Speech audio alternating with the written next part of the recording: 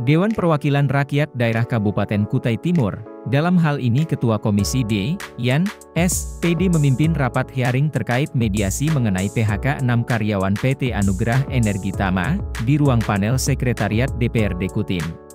Senin pagi 1 Juli 2024.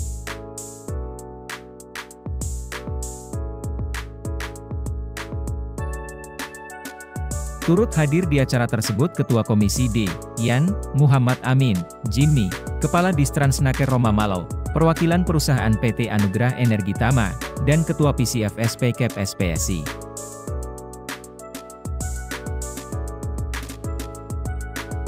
Dalam rapat kali ini pimpinan rapat mengatakan rapat mediasi ini sudah kedua kalinya. Sebelumnya rapat tersebut sudah difasilitasi pemerintah melalui Distransnaker namun juga belum mempunyai titik temu. PCFSP Kep SPSI menjelaskan, sebelumnya kami sudah berkoordinasi dengan Distransnaker di awal Februari lalu, dalam hal ini kami menerima surat yang bersifat anjuran dan juga ada angka pembayaran yang diberikan Distransnaker.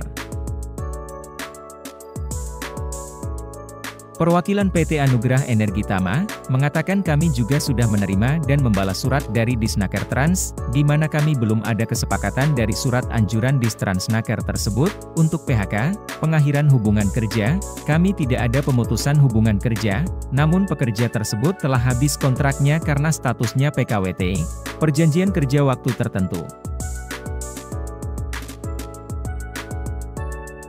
Kepala Distransnaker Roma Malau menambahkan, kami hadir di sini untuk memenuhi undangan Dewan yang terhormat, untuk menyelesaikan masalah dalam mencari solusi, dan saya menginginkan jika keluar dari sini bisa menghasilkan putusan yang baik dari kedua belah pihak.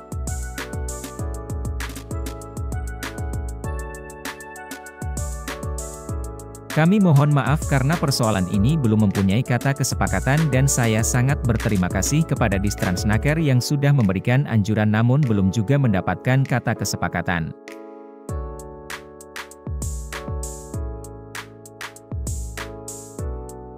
Masalah ini hanya kurang komunikasi saja antara perusahaan dan pegawai yang di PHK, jika terjadi kurang ketelitian terhadap karyawan maka perusahaan bisa dikenakan sanksi.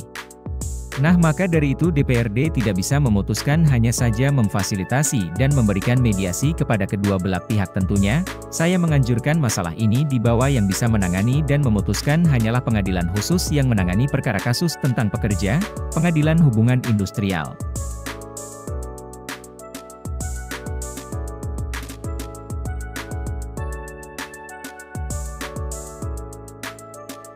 Harus diberi pesangon. Kalau semua dua-duanya berpegang pasal-pasal lagi disebut, nah udah kita serahkan aja ke PHI. Mereka tidak mencapai kata sepakat terkait ini. Ini pertemuan yang baru pertama kali atau sudah tindak lanjut sih Pak? Tidak lanjut, sudah pernah difasilitasi oleh Dinas Tenaga Kerja, bahkan sudah ada anjurannya, sudah ada angka-angkanya yang sudah disampaikan oleh Dinas Tenaga Kerjaan. Namun pihak manajemen kan tetap berkeras bahwa itu tidak.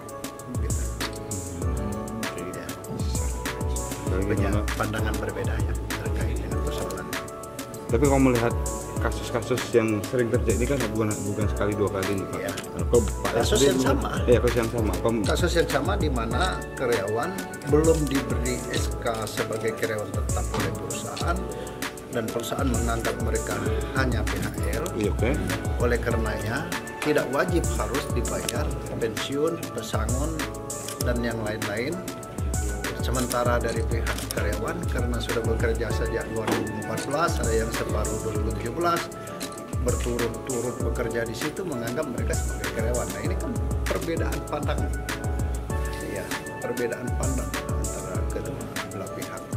Dan kita tidak punya wewenang. Harusnya sih Dinas Ketenagakerjaan yang sudah menangani ini, yang mengetahui tentang dasar hukumnya dan sudah memberikan anjuran, tapi tetap perusahaan juga tidak mau menerima. Bahkan tadi secara tegas dia menolak tetap pada pendirian perusahaan. Korelasinya dengan Perda kita tentang ketenagakerjaan itu ada nggak masuk poin-poin terkait hal ini hubungan industrial, ya. Tidak ada kaitannya dengan Perda kita. Artinya Perda kita nggak ada yang menyangkut ya, itu Pak ya? Karena ini kan sebenarnya tinggal ahli hukum aja sih yang akan menilai membenarkan. Kalau kedua belah pihak mengklaim mereka benarkan, maka pengadilan lah yang akan menentukan siapa benar.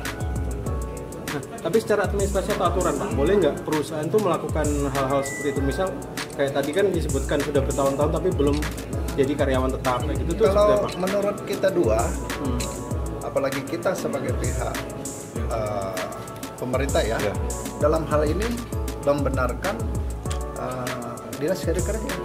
Mereka menganggap bahwa secara tidak langsung perusahaan sudah melanggar. Kenapa disebut melanggar? Oh, dia mempekerjakan orang selama 9 tahun kok. Masa selama 9 tahun tidak diangkat-angkat menjadi karyawan tetap? Nah, itu oleh karenanya kan ada anjuran yang sudah ditulis oleh dinas kerja. Tapi kalau perusahaan bilang mereka berakhir pada tanggal ini melalui PKWT, dan itu di dalam undang-undang pasal apa tadi yang dibuat kan dia tidak mengakuinya. Nah, kapasitas kita untuk menentukan siapa benar dan siapa salah, tentu saja pengadilan yang akan melakukan itu. Tapi sepengetahuan Dewan Pak, PKWT itu bisa dilakukan berapa kali? Apakah tetap bisa dilakukan PKWT seumur hidup? Kan nggak mungkin Pak. Dari Kutai Timur, Tim Liputan Cloud News melaporkan.